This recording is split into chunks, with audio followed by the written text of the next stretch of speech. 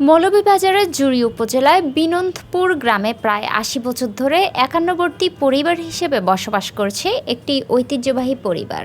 একই ছাদের নিচে থাকা এবং পূর্বপুরুষদের ঐতিহ্য রক্ষা করা এই পরিবারের পারিবারিক ঐক্য ও সামাজিক শান্তির উদাহরণ। বুধবার পরিবারটির সঙ্গে সাক্ষাৎ করেন অনিরুদ্ধ দাস, সহকারী হাই কমিশনার, ভারতীয় হাই কমিশন সিলেট। তিনি বলেন, মানুষের একটাই ধর্ম, মানবতা।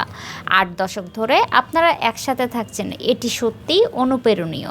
এটি শুধু বাংলাদেশ নয়, ভারতের মানুষের জন্য উদাহরণ হবে। সাক্ষাৎকালে তিনি পরিবারের পুরনো স্মারক ও ঐতিহ্য ঘুরে দেখেন এবং সদস্যদের সঙ্গে কথা বলে তাদের পারিবারিক ইতিহাস ও মূল্যবোধ জানেন। তিনি আরও বলেন, এই এলাকায় হিন্দু, মুসলিম, বৌদ্ধ, খ্রিস্টান সহ সব ধর্মের মানুষ শান্তিপূর্ণভাবে বসবাস করছে, যা সমাজে মিলন ও সম্প্রীতির দৃষ্টান্ত। অনুষ্ঠানে ধামাই চা বাগানের GM কাজল মাহমুদ এবং ভারতীয় হাই কমিশনের সচিব রাজেশ ভাটিয়া পরিবারের ঐতিহ্য সংরক্ষণ ও সামাজিক শান্তি রক্ষার প্রশংসা করেন। স্থানীয়রা বলেন, এই পরিবার নতুন প্রজন্মকে পারিবারিক ঐক্য ও একতার শিক্ষা দিচ্ছে।